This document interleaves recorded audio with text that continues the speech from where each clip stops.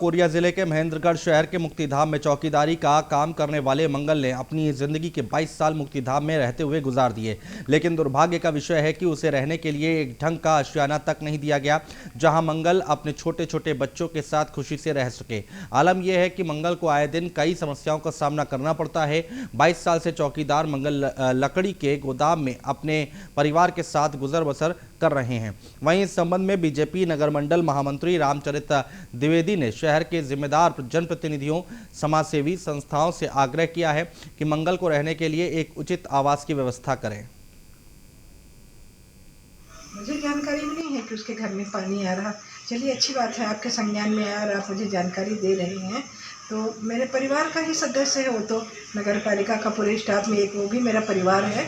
और अगर ऐसा है तो उसके मरम्मत और सब उसके घर का करवाया जाएगा और उसकी जो भी समस्या है उसका समाधान करूंगी मैं। समस्या यही है सर, मैं मुक्तिधाम में हूँ और मुक्तिधाम का मैं अपना ही समझ करके पूरा मैं साफ़ सफाई और जितना यहाँ का पेड़ पौधा है वो भी मैं उनका सेवा में लगा रहता हूँ। और मेरे घर जो है सर, तो बरसात में इतना परेशानी आता है, पूरा पानी पानी हो जाता है, इधर नीचे से भी पानी ऊपर से भी चू रहा है।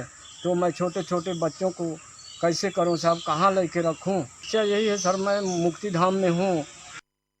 पर्यावरण दिवस के अवसर पर हम लोग वहाँ वृक्षारोपण करने गए थे और जब हम वहाँ से लौट रहे थे तो मैंने वहाँ पर देखा कि वहाँ जो रहने वाला जो कर्मचारी है मंगल, जो वहाँ लंबे समय से लगभग 22 साल बता रहे हो गया है वहाँ पर सेवा दे रहा है, लेकिन जिस जगह पे उसको रखा गया है, जो रहने के लिए कमरा दिया गया है, दरअसल वो कमरा नहीं है, वो गोदाम है। और उस गोदाम में वो 22 साल से रह रहा है और वहाँ पर पूरा छत टपकता है। आप मकान देख करके समझ सकते हैं। बड़े दुर्भाग्य का विषय है कि जो हमारे शहर हमारे जो विधानसभा के विधायक हैं माननीय जायसवाल जी, उन्हें महापौर महल के लिए जो लगभग 30 लाख रुपए खर्च करने की बात सामने आ रही है, लेकिन एक गरीब जो लंबे अरसे से जनता को सेवा दे रहा है उसका ध्यान देने की फुर्सत किसी के पास नहीं है। पर्यावरण दिवस और बीजेपी पार्षद दल ने नगर निगम पर डस्टबिन खरीदी में आर्थिक अनियमितता का आरोप लगाया है। महापौर और आयुक्त को शिकायत कर आरोप लगाने से पहले नेता प्रतिपक्ष संजय पांडे और 4 अन्य पार्षद डस्टबिन की जांच करने वजन मशीन और अन्य जरूरी उपकरण लेकर पहुंचे थे।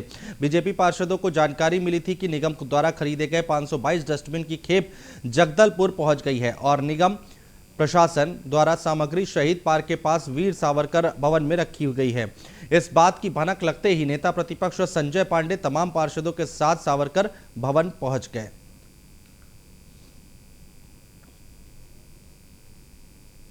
जगदलपुर में जो ट्विन बिन जो होता है, हरा और नीला जो होता है, उसके लिए 48 वार्ड में प्रति वार्ड लगभग 10 से 15 ट्विन बिन की आवश्यकता को देखते हुए 522 ट्विन बिन की मांग पहले भेजी गई थी। उसके लिए खरीदी प्रोसेस जैसे मार्च फरवरी में चालू करने के पश्चात लॉकडाउन होने की वजह से सप्लायर जो था, जो L1 आया था, उन्होंने उस समय सप्लाई में लेट किया था। तो ये मई के बीच में इन्होंने सप्लाई ला कर दिया था, क्योंकि लॉकडाउन की वजह से हमारे अधिकारी व्यस्त थे। उसमें हम लोगों ने इंस्पेक्शन करने के लिए जो सामान आता है, क्योंकि बड़ा ये ऑर्डर था, तो हमने कमेटी के माध्यम से इंस्पेक्शन करवाया। उसमें उसके साइज़ को लेकर कुछ उसका हर कदम भ्रष्टाचार की ओर है। एक प्रकार से नगर निगम भ्रष्टाचार का पर्याय बन गया है। 36 लाख रुपए की डस्टबिन बिना किसी योजना के नगर निगम ने क्रय की है। ट्विन डस्टबिन के नाम से राज्य शासन से पैसा आया, बिना किसी योजना बनाए 522 नग, प्रत्येक नग 7,000 रुपये का डस्टबिन, जिसकी कीमत अपने आप में बहुत ज़्यादा है। और उसके बाद जो मानक कंपनी को दिया गया था नगर निगम के द्वारा, देखिए इसमें निविदा में भी बड़ा खेल हुआ, परंतु निविदा से आगे जाकर सोचें तो जो मानक है वो भी मानक को वो कंपनी सप्लायर पूरा नहीं करता है। अत्यंत निम्न क्वालिटी की सामग्री नगर निगम को। देखिए, जो ट्विन बिन अभी जो शहर में लगने वाला है, ये राज्य शासन की योजना है और सभी जिलों में लगाया जा रहा है और कहीं ना कहीं सफाई व्यवस्था को दुरुस्त करने के लिए लगाया जा रहा है। और इसे हमने JM पोर्टल्स के द्वारा लिया है और उसमें जो मिनिमम 70 लीटर की कैपेसिटी का जो होना चाहिए था वो कम है और जो करीबन उसका जो स्टैंड है 14 किलो वेट का होना था, लगभग वो समथिंग करीबन 10 किलो का है। तो इसकी शिकायत जैसी होनी चाहिए थी वैसी ना होने के कारण हम लोगों ने पहले ही उसकी शिकायत करवा दी है और इसका कोई अभी पेमेंट भी नहीं हुआ है और विपक्ष का काम कहना चाहिए कि कहीं ना कहीं उनके जानकारी में भी है कि इसकी शिकायत हम लोगों ने पहले ही। और धमतरी में बीजेपी के जिला पंचायत सदस्यों ने 15वें वित्त आयोग राशि के आवंटन में भेदभाव का आरोप लगाते हुए जिला पंचायत के सामने ही धरने पर बैठ गए और राशि का वितरण सभी सदस्यों में बराबर करने की मांग की। भाजपा के जिला सदस्यों ने बताया कि 15वां वित्त आयोग का वित्तीय वर्ष 2020-21 में 4 करोड़ 76 लाख रुपए और विकास निधि से 70 लाख की राशि जिला पंचायत धमतरी को मिली है, जिसमें से सभी जिला पंचायत सदस्यों की ओर से राशि को बराबर हिस्से में आवंटन कर अपने अपने क्षेत्र में विकास कार्य करना था। लेकिन कांग्रेस के सभी जिला सदस्यों को लगभग 40 लाख रुपए और अध्यक्ष को 55 लाख और उपाध्यक्ष को 50 लाख राशि आवंटन की जा रही है और भाजपा के जिला सदस्यों को सिर्फ 20 लाख रुपए दिए जा रहे हैं। ऐसे में भाजपा जिला इसे अपने साथ अन्याय बता रहे हैं और बराबर राशि आवंटन करने की मांग जिला प्रशासन से कर रहे हैं। पंचायत को प्राप्त हुई है और ये बहुप्रतीक्षित मांग थी क्षेत्र के विकास कार्यों के लिए। जहाँ जहाँ जो क्षेत्र हैं जहाँ पे विकास की ज़रूरत है उसके लिए 15वें वित्त की राशि को जिला पंचायत की पटल पर रखा जाता है और क्षेत्र पे कार्य हमारे जो जिला पंचायत के सदस्य हैं 13 के 13 जिला पंचायत के सदस्य हैं वो कार्य योजना पेश करते हैं और कार्य योजना के अनुरूप ही कार्य को स्वीकृत की जाती है। और रही बात 15वें वित्त की राशि के लिए जो हमारे विपक्ष के जो सदस्य बाहर में बैठे धरना दे रहे हैं वो खुद उस पर अनुमोदन के लिए बैठे हुए थे। और रही बात राशि स्वीकृत की है तो राशि ऐसा किसी को बता के नहीं दिया गया है कि आपको इतने लाख रुपए दिया गया, आपको इतना लाख रुपया दिया गया, आपको इतना लाख रुपया दिया गया। पता नहीं ये लोग कैसे मनगढ़ंत पैसे की बात कर रहे हैं। पंचायत गरियाबंद नगर कांग्रेस कमेटी के तत्वावधान में कांग्रेस कार्यकर्ताओं ने अपनी 7 सूत्रीय मांगों को लेकर नगर पालिका परिषद का घेराव किया और जमकर नारेबाजी की। इस दौरान ब्लॉक कांग्रेस कमेटी के कार्यकर्ताओं ने नगर पालिका परिषद के अधिकारियों पर गंभीर आरोप लगाए। कार्यकर्ताओं का कहना है कि अंदर अवैध कब्जे पर पालिका सिर्फ गरीबों के ऊपर कार्रवाई कर रही है, जबकि बाजार के अंदर रसूखदारों पर कार्रवाई नहीं हो रही है। कांग्रेस कार्यकर्ताओं ने नगर के साफ सफाई को लेकर भी पालिका पर आरोप लगाया है। साथ ही नगर में बने नालियों पर ढक्कन नहीं होने से दुर्घटना होने की भी बात कही है। कांग्रेस कार्यकर्ताओं ने अपनी मांगों को लेकर तहसीलदार को ज्ञापन सौंपा।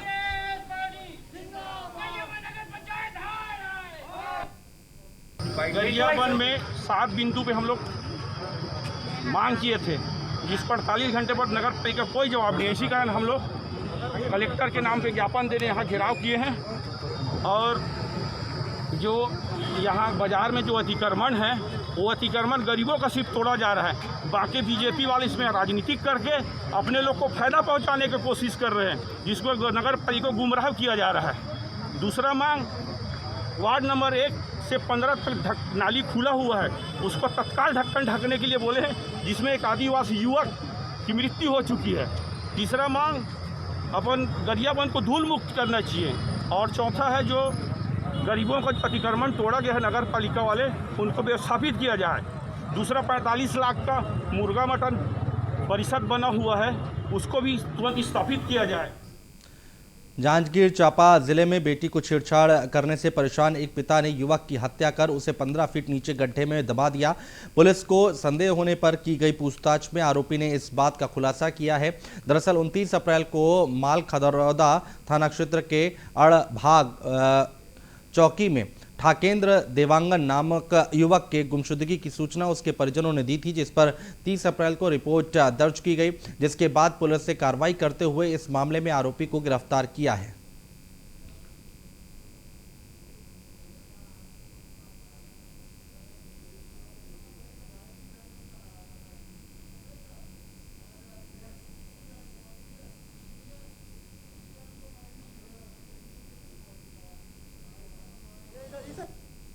बाहरी सामुदायिक भवन की सीढ़ियों पर ये आरोपी ने मृतक को रोका और वहाँ पर उसको डराया धमकाया, अपनी उसको चिताया। वहीं पे विवाद के दौरान अपना गमछे से इसने इसका गला घोट दिया और उसके बाद अपनी एक कार की डिक्की में बॉडी को कपड़े में रैप करके और हाथ पाँव को भी केबल से बांध के डिक्की में रखा। उसके बाद आरोपी अजय देवांगन ने अपने भाई को उठाया, जो कि एक जेसीबी मैकेनिक है। आरोपी की एक जेसीबी चलती है जो कि डीपी पावर प्लांट में फ्लाई ऐश जहाँ पे डंप किया जाता है वहाँ पे कार्य करती है। तो आरोपी ने यही प्लान बनाया कि बॉडी को वहाँ पे डंप किया जाए। उसके लिए उसने अपने भाई को उठाया। दोनों भाई कार में बैठ के गए। कार स्वयं आरोपी चला रहा था। बीच रास्ते में रुक के इसने मृतक के मोबाइल को भी खिड़की से फेंका, जो कि रिकवर कर लिया गया है इसकी निशानदेही पे। और उसके बाद ये लोग ऐश टाइक की साइट पे पहुँचे, जहाँ पे जेसीबी का ऑपरेटर भी उपस्थित था। उसके बाद इसके भाई ने जेसीबी को रिपेयर किया और उसके बाद इसने अपने भाई को और जेसीबी ऑपरेटर को एक अन्य जगह भेज के गाड़ी की डिक्की से बॉडी को 15 फीट लगभग एक जो गड्ढा बना हुआ था वहाँ। और फिलहाल हमारे इस बुलेटिन में इतना ही। नमस्कार।